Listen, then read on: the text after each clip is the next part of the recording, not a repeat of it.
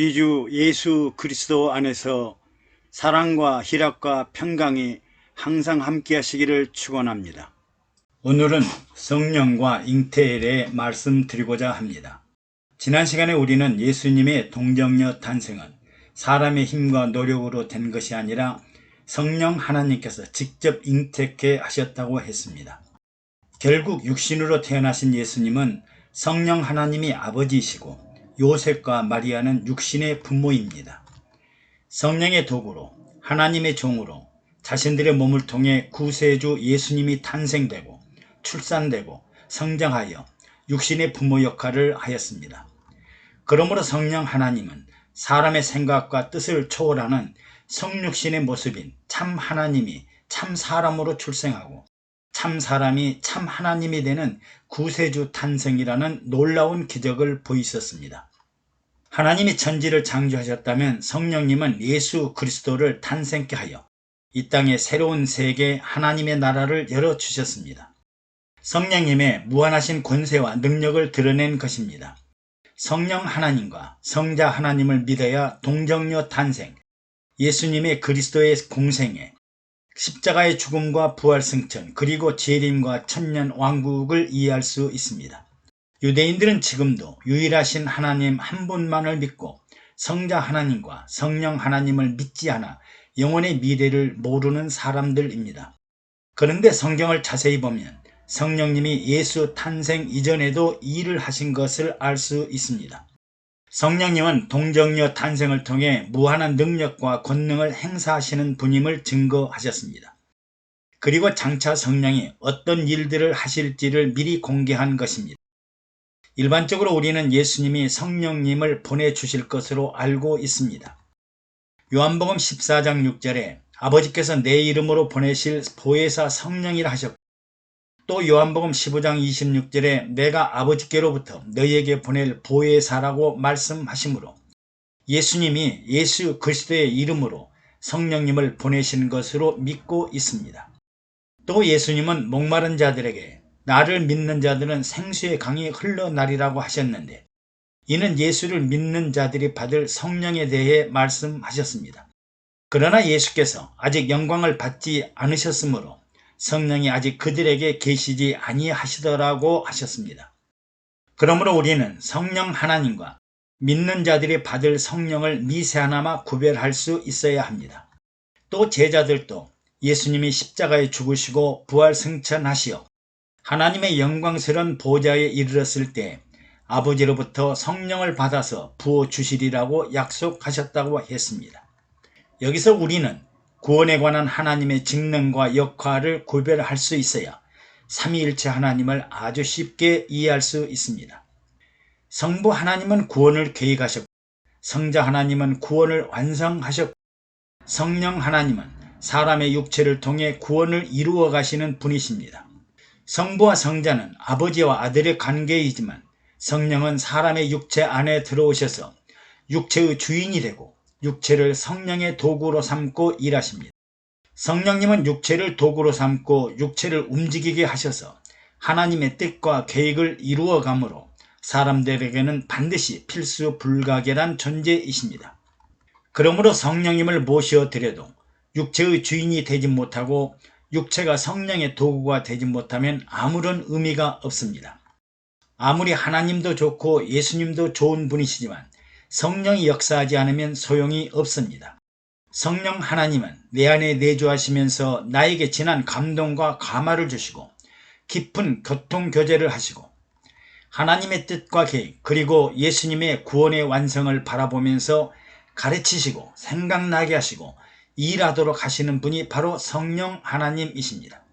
그러므로 예수님은 사람의 모든 죄와 회방은 사심을 얻고 성령을 회방하는 것은 사심을 얻지 못하겠고, 또 누구든지 말로 인자를 거역하면 사심을 얻되 누구든지 말로 성령을 거역하면 이 세상과 오는 세상에도 사심을 얻지 못하리라고 하였습니다. 그러므로 우리는 우리 안에서 역사하시는 성령 하나님께 항상 순종하고 순복하고 좋은 열매를 맺도록 하신 그분의 도구로 사용됨을 기뻐하고 이루어진 일에 감사해야 합니다. 사람들은 눈이 있어도 보지 못하고 귀가 있어도 귀를 막고 있으며 마음이 있어도 강철 철벽을 이루고 콘크리트처럼 얼어붙은 심장은 눈물이 마르고 감동 감화를 받지 못하므로 성령 하나님은 다이너마이트보다 강력한 권능으로 이들의 심령을 부수고 깨뜨리고 망가뜨리고 고집과 아집을 무너뜨려 성령에 순종하도록 하십니다.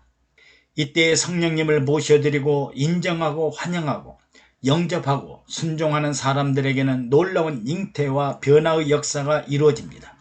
불순종하고 거역하고 냉대하고 거절하는 사람들에게는 아무런 역사가 일어나지 않고 열매를 맺지 못합니다. 성령의 도구가 된 사람은 하나님의 뜻과 계획이 육체를 통해 이루어지도록 기도해야 합니다.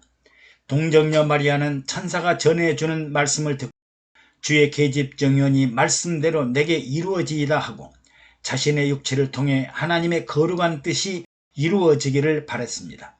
엘리사벳도 믿는 여자에게 복이 있도다 하면서 주께서 그에게 하신 말씀이 반드시 이루리라고 하였으며 사가랴에게도 때가 되면 내 말이 이루리라고 하자 엘리사벳이 요한을 잉태하게 되었습니다.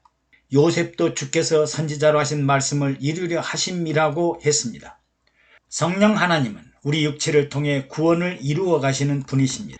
완강하고 고집스런 나를 과거의 인습과 관습의 틀에 매여 있던 나를 조롱선같이 변함없는 나를 일깨우고 하나님의 뜻을 이루려고 하십니다. 그러면 오늘 나는 성령으로 무엇을 잉태해야 할까요? 오늘 우리는 성령 세례받고 성령 충만합니다. 그리고 성령의 도구가 되기를 바라고 믿음도 있습니다. 성령 충만하고 성령의 도구로 사용되기를 바라면 우리는 성령으로 잉태를 해야 합니다. 잉태를 해야 새 사람으로 변화되기 때문입니다. 이것이 잉태의 가장 중요한 가르침입니다. 예수님은 나를 믿는 자는 나의 하는 일을 저도 할 것이요 또한 이보다 큰 것도 하리니 이는 내가 아버지께로 감이니라고 말씀하셨습니다. 우리는 성령으로 무엇을 잉태하고 출산해야 하나님의 모양과 형상을 닮아갈까요? 우리는 지금까지 예배를 통해서 수많은 하나님의 약속들을 듣고 잉태를 했습니다. 기도와 찬양을 통해서 주의 권세와 능력과 영광을 잉태했습니다. 오늘도 전도하고 봉사하고 구제하면서 병든 자들을 고치고 귀신들을 쫓아내면서 무엇을 잉태했을까요? 아무것도 잉태하지 못했다면 실패한 예배요, 성공하지 못한 기도와 찬양이요, 의미 없는 전도와 선교와 구제였으며 성령의 권능의 역사에 구경꾼이 되고 만 것입니다. 성령으로 잉태했다면 낙태나 유산을 하지 말고 출산을 해야 합니다. 동정녀 마리아도 성령 하나님의 아들을 출산할 때 일반 사람들과 동일하게 산고의 고통을 치렀습니다. 모든 여자들이 출산할 때 하나님 닮은 자녀를 출산하기 위해 죽을 고통을 겪고 고생을 합니다. 잉태했다면 유산하거나 낙태하지 말고 출산의 고통을 이겨내고 출산에 승리해야 성령의 좋은 열매를 풍성하게 맺을 것입니다. 사람의 생명을 잉태하면 10개월이 걸리지만 하나님의 영혼의 생명은 주님 나라 갈 때까지 유산하거나 낙태하지 말고 출산해야 합니다. 하나님이 주시는 여러분들의 꿈과 비전을 유산하거나 낙태하지 마시기 바랍니다. 하나님이 주신 목표와 목적이라면 낙태나 유산을 하지 말고 주님 나라 갈 때까지 그 꿈이 이루어질 때까지 출산에 성공하여 열매를 맺어야 합니다. 이것이 바로 축복의 상급이요 영광의 멸관이요 주님 앞에 자랑이 되기 때문입니다. 우리 모두 성령의 도구가 되어 성령으로 잉태를 하고 낙태나 유산을 하지 말고 출산해야 합니다. 감사합니다. 여러분들의 구독과 좋아요 그리고 댓글은 영상 제작에 많은 위로와 격려가 됩니다.